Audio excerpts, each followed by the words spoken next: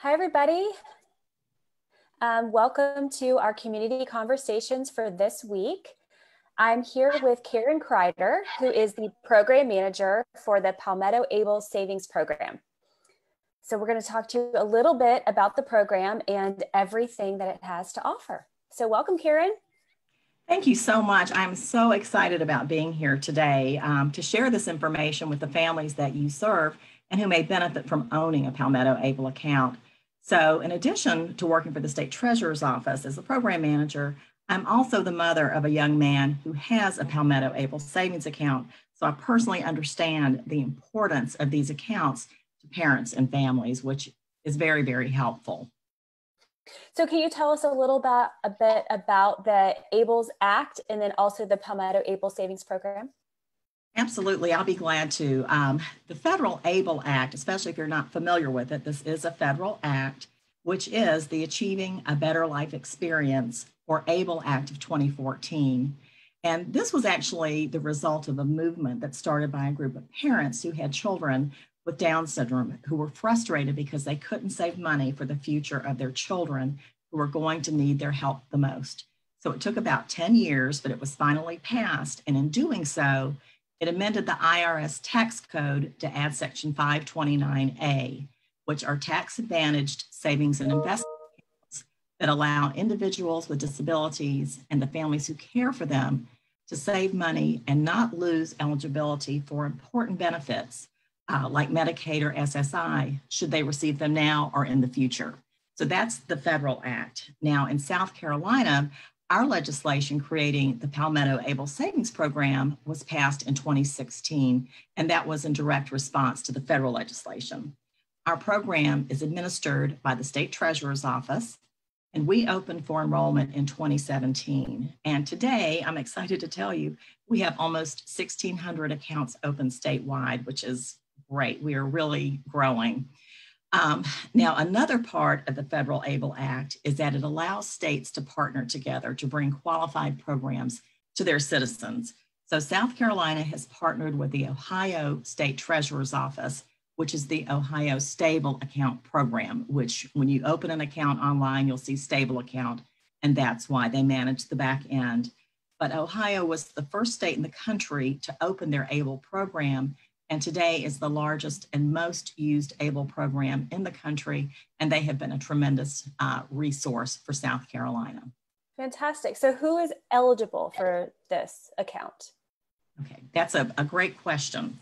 First, to be eligible for our program, you have to be a resident of South Carolina, and the age of onset is also an important part of the federal act. You have to have the onset of the disability prior to age 26. Now, people who have autism spectrum disorder, they would meet that age criteria since the symptoms are usually present at a young age. And even if someone as an adult has autism but did not receive an official diagnosis until after 26, as long as their symptoms were present earlier, they would be eligible as well. So in addition to the age requirement and the residency, you also must meet one of three criteria. So if someone receives SSI or SSDI due to their disability and they meet the age and the residency, they would automatically be eligible.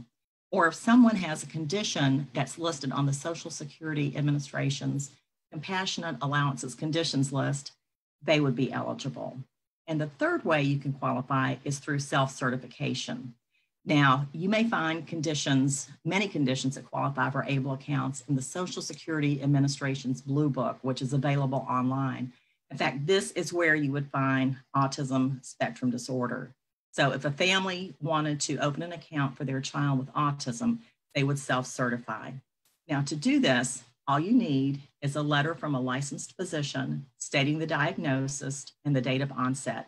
And you keep that letter at home in your files. You don't send it to us. We don't want your private health information. Just keep it at home and then go through the process. So it's really pretty simple process in terms of eligibility. And I think about 16% of our account owners have self-certified. So. Okay. And so can you tell us a little bit about the benefits and why somebody would want to open an account like this? Oh, absolutely. I guess really first and foremost is that Palmetto ABLE accounts allow individuals with disabilities to have more than $2,000 in resources and protect their benefits eligibility. Now, if you know someone who receives needs-based benefits such as SSI and Medicaid, you may be familiar with the term spend down. And this is where people have to go out and buy things they didn't necessarily want or need simply to keep their resource limit below that $2,000. And frankly, spend down, those are two words we would love to erase from the disability community. So Palmetto ABLE accounts can provide a solution to this. Now people can save up to $15,000 a year and maintain their benefits eligibility. And really, for many people, these accounts may represent the first time they're able to have a financial account in their own name like you would or I would. So Palmetto ABLE accounts can provide a pathway to financial independence and can be very empowering for individuals with disabilities. And let me also mention that these are tax advantaged accounts so that the earnings in these accounts are tax-free as long as you use the funds on qualified disability expenses. And in South Carolina, if you make a contribution into an ABLE account, you can deduct that contribution from your South Carolina state income tax return. So there are a number of different benefits to owning these accounts. That's fantastic. So if you open the account, how do you go about utilizing the money that's in the account? Well, that's a great question, and it's very broad. The funds in an ABLE account are intended to be spent on what we call qualified disability expenses. And this includes anything that benefits the health, the well-being, and the quality of life of the individual with the disability. Now, I've been asked before, but we don't have any one list of expenses that qualify. It was written very broadly by the IRS, so people can use these accounts in ways that benefit them the most, because what's important to my family may not be important to yours. But let me give you some broad buckets so you'll kind of have an understanding of this. You can use money in these accounts for housing, whether it's rent, paying a mortgage, paying for utilities, home repairs, or making modifications, for transportation, whether to buy a car, rent a car, modify a car, or use a service such as Uber or Lyft. You can use it for basic living expenses, and this could be anything from food and clothing. I'll give you an example here that's a qualified expense, is my son is visually impaired and he has a difficult time shaving himself. And so that falls on me. And now and again, we'll take him down to a gentleman's salon where he gets a haircut and a shave by someone who is much younger and much more than I am. And that's a qualified expense. And it's very important for my son. So that's an example. You can also use it for education, whether to pay for tuition, tutoring, textbooks, anything like that. Assistive technology, which is very, very broad reaching, from computers and laptops to if you need a smartphone for your child to communicate, that would be a qualified expense. And then the obvious things like medical expenses, co-pays, pharmaceuticals, things like that, and even legal expenses and financial planning. So if you open an account and don't know how to invest your money, you could speak to a financial planner, and that service would be a qualified expense, or to set up a special needs trust. That's amazing. So I know you mentioned a little bit about how you qualify for the account. Can you tell us a little bit about the enrollment process? Yes, and I'll try to keep this easy because we make it simple and easy, and it's online at palmettoable.com. And I'll tell you, the fact that these accounts are opened and managed online is very, very convenient, especially in today's times. Now, the accounts may be opened either by the beneficiary themselves, if they are of age and able to do so, or by what we call an authorized legal representative. Now, this can be a parent, a guardian, or someone who has power of attorney specific to ABLE. And we actually have a POA form on the resource page of our website.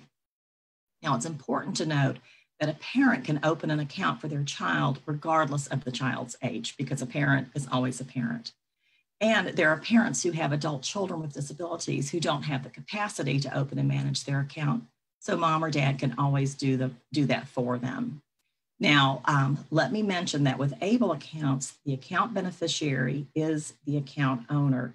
So if you're familiar with a 529 college savings fund like Future Scholar, in a case like that, the parent or the grandparent would own the account, but the beneficiary would be the Future Scholar. With an ABLE account, the owner and the beneficiary is one and the same, even if it's managed by an authorized representative. And the process is actually very similar to setting up an online bank account. So you create usernames, passwords, security questions, and just follow the prompts through it. It should take less than 20 minutes. We like easy. That's good. Yeah, easy is good. Easy is very good. Okay, so I know you mentioned this a little bit earlier, but what is the maximum amount of money you can put in the account? Well, the maximum contribution level is tied to the federal gift tax exclusion, which is currently $15,000 a year if someone is not employed. In South Carolina, our lifetime contribution limit is $482,000, which is going to take a long time to get to, but that's a lot of money that could go in this account. These can be used as a lifetime product. You don't age out of these. In fact, about the average age of our account owners is about 43. So we have a lot of adults who have these accounts as well. And in terms of making the contributions, contributions can be made by the individual themselves. Parents can put money into their child's account. You can have contributions from friends and family members, from a business, from a trust, or an estate. And if someone has set up a 529 college savings account for their child and suddenly realizes that due to a diagnosis, perhaps that child won't be going to college, you can actually roll those funds into a Palmetto ABLE account up to $15,000 a year. And then you have more flexibility for using those funds. And if your child goes to college, you can still use it for education. So they are designed to be very, very flexible. Excellent. And how about making a withdrawal? How do you go about doing that once you have money in the account, you set it up? How do you go about making a withdrawal? Well, there are 3 ways you can access your money. And I will say that withdrawals and distributions are free and they're unlimited. First, you can either transfer money into a regular checking or savings account and access it that way. Or you can request a third-party check be sent to the person that needs payment. And our third option is a load and spend debit card called the Stable Card. And what you do with the Stable Card is you load money on it, and it really is a great option for families. You can only spend the money that you have on the card, which is a protection for the individual with the disability, so you can never overdraw it. And if you're a parent, you can request a card for yourself. Like I have one for my son. It's like for Matthew Smith, or for Karen Kreider for the benefit of my son, Matthew. And you can also have a card for the beneficiary if they're able to manage something like that. So we try to make that easy.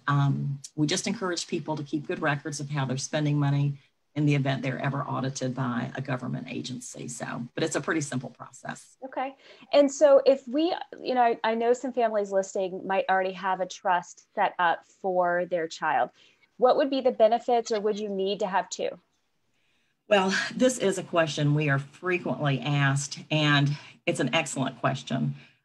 We feel that special needs trust and ABLE accounts are complementary resources.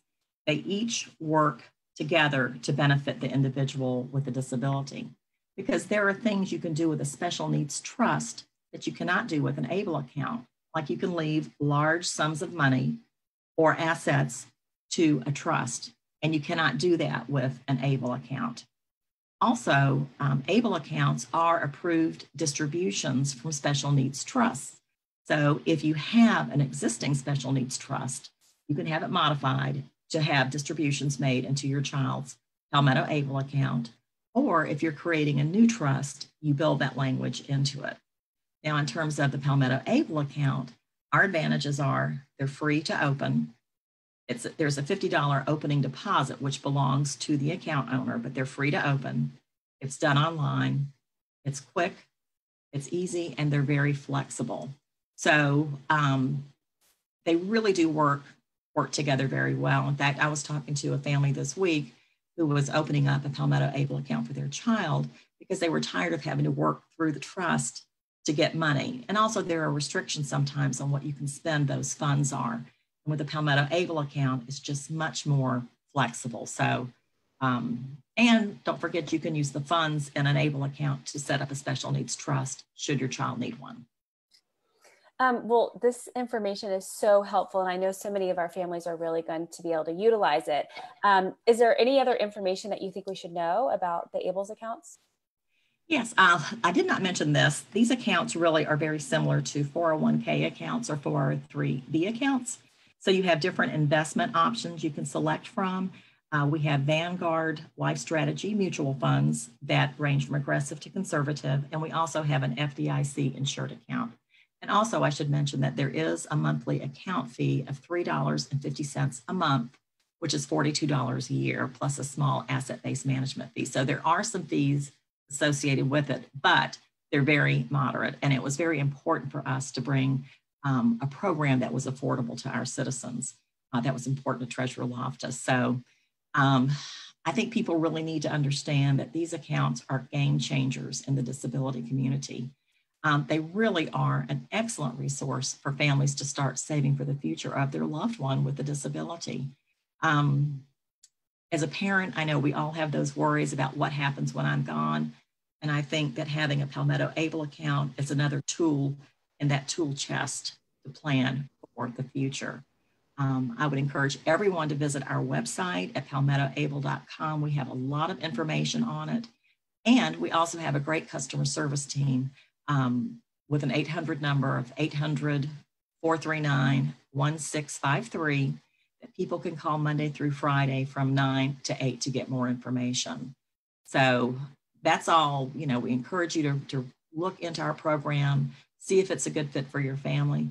And then also, I would just ask that people share this information with other families. I know from my own personal experience that as a parent of a child, my son has a very rare syndrome.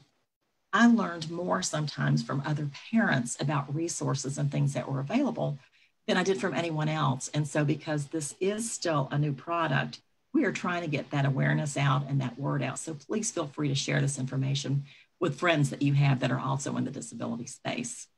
Fantastic. Okay, so the best way to get more information would be to go to your website, right? Which is going to be posted in the comments section here. And there you can find a phone number for customer service, and they can answer some additional questions if families have them.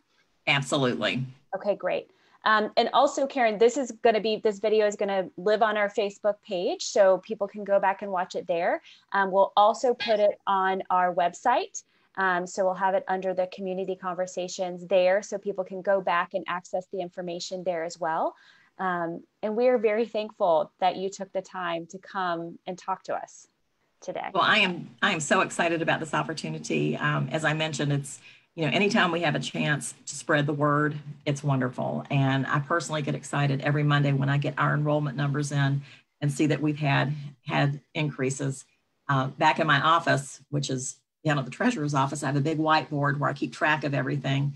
So at home, I just have little Post-its on my lamp since we're still working remotely, but I'm just as excited. So thank you. And thank you for sharing this information. It really is important. Well, we're really excited, and hopefully you'll have a different Post-it up there after this word has spread. So thanks again, Karen. We really appreciate your time.